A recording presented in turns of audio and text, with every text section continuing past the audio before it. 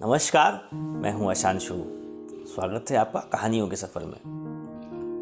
विख्यात रूसी साहित्यकार लियो टॉल्स्टॉय अपनी कहानी 3 प्रश्न में लिखते हैं कि किसी राजा के मन में 3 प्रश्न अक्सर उठा करते थे, जिनके उत्तर पाने के लिए बहुत ही व्याकुल थे, अधीर थे। उन्होंने अपने राजमंत्री से परामर्श किया और सभी सभासदों की एक बैठक बुलाई। राजा ने उस सभा में अपने 3 प्रश्नों को सबके सम्मुख रखा। वो 3 प्रश्न थे। सबसे महत्वपूर्ण कार्य कौन सा होता है, परामर्श के लिए सबसे महत्वपूर्ण व्यक्ति कौन सा होता है, और किसी भी निश्चित कार्य को करने का सबसे महत्वपूर्ण समय कौन सा होता है। कोई भी राजा के प्रश्नों का संतोषजनक उत्तर नहीं दे पाया। लेकिन उस सभा में राजा को एक ऐसे सन्यासी के बारे में पता चला जो सुदूर जंगल में रहते थे और सबकी जिज्ञासा का समाधान करने में समर्थ थे। राजा भी साधारण वेश में अपने कुछ सैनिकों और गुप्तचरों को साथ लेकर चल दिए उस सन्यासी के दर्शन के लिए। दिल में एक ही आस थी कि अब उसे अपने प्रश्नों का उत्तर अवश्य मिल सकेगा।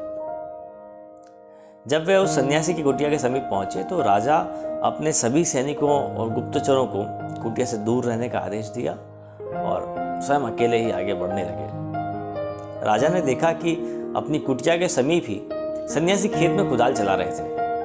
कुछ ही क्षणों में उनकी दृष्टि राजा पर पड़ी। कुदाल चलाते चलाते ही उन्होंने राजा से उसके आने का कारण पूछा और राजा ने भी बड़े ही आदर से अपनी वो तीनों प्रश्न जो है सन्यासी को निवेदित कर दिए। राजा अपने प्रश्नों के उत्तर की प्रतीक्षा करने लगा, लेकिन यह क्या, साधु ने तो उत्तर देने की बजाय राजा को उसकी कुदाल लेने का संकेत कर डाला।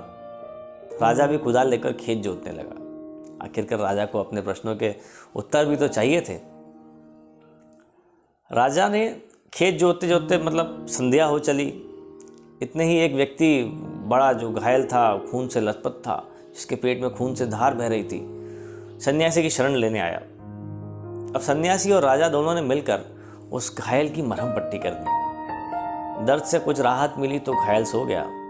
सुबह वो घायल आगंतुक राजा से क्षमा याचना करने लगा। जैसे ही उस घायल ने राजा से क्षमा याचना की तो राजा के आश्चर्य का ठिकाना न रहा। आगंतुक राजा की स्थिति देखकर तत्काल अपना परिचय देते हुए बोला, कल तक मैं आपको अपना घोर शत्रु मानता था, क्योंकि आपने मेरे भाई को फांसी की सजा दी थी। बदले का अवसर ढूंढता रहता था। कल मुझे पता लग गया था कि आप साधारण वेशभूषा में साधु के पास आए हैं। आपको मारने के उद्देश्य से मैं यहाँ आया था और एक झाड़ी के पीछे छुप कर बैठा था, लेकिन आपके गुप्तचर जो थे वो मुझे पहचान गए और घातक हथियारों से मुझे चोट पहुँचाई। लेकिन अपना शत्रु होने के बाद भी आपने मेरे प्राणों की रक्षा करी। परिणाम स्वरूप मेरे मन का द्वेष अब समाप्त हो चुका है। अब मैं आपके चरणों का सेवक बन गया। आप चाहे मुझे दंड दें अथवा क्षमादान देते, यह आपकी इच्छा है। घायल की बात सुनकर राजा स्तब्ध रह गया और मन ही मन इस अप्रत्याशित ईश्वरीय सहयोग के लिए प्रभु का धन्यवाद करने लगा। सन्यासी मुस्कुराया और राजा से कहने लगा, राजन, क्या अभी भी आपको आपके तीनों प्रश्नों के उत्तर नहीं मिले? राजा कुछ दुविधा में दिखाई दे रहे थे, इसलिए सन्यासी ने ही बात आगे बढ़ाई। आपके पहले प्रश्न का उत्तर है, सबसे महत्वपूर्ण कार्य वही होता है जो हमारे सामने होता है। जैसे आपने मुझे खेत जोतने में सहयोग किया। यदि आप मुझे सहानुभूति ना दिखाते तो आपके जीवन की रक्षा ना हो पाती। आपका दूसरा प्रश्न था कि परामर्श के लिए कौन सा व्यक्ति महत्वपूर्ण होता है, जिसका उत्तर आपको स्वयं में मिल चुका है। जो व्यक्ति हमारे पास उपस्थित होता है उसी से परामर्श मायने रखता है। जैसे कि आज उस घायल व्यक्ति की सहायता की आवश्यकता थी जिसके प्राण आपने बचाए, इसी तरह आपका शत्रु भी आपका मित्र बन गया। तीसरे प्रश्न का उत्तर यही है कि किसी भी निश्चित कार्य को करने का महत्वपूर्ण समय है अभी।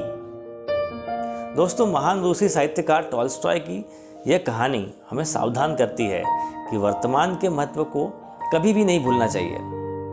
भविष्य की चिंता में वर्तमान यदि बिगड़ गया तो हम हाथ मलते ही रह जाएंगे।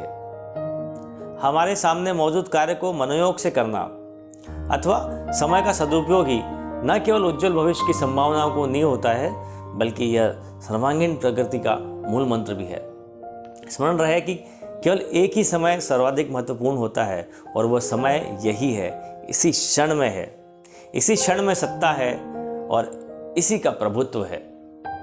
सबसे महत्वपूर्ण व्यक्ति वही है जो आपके समीप है, आपके समक्ष है, क्योंकि हम नहीं जानते अगला क्षण हम किसी अन्य व्यक्ति से व्यवहार करने के लिए जीवित रहेंगे भी या नहीं रहेंगे।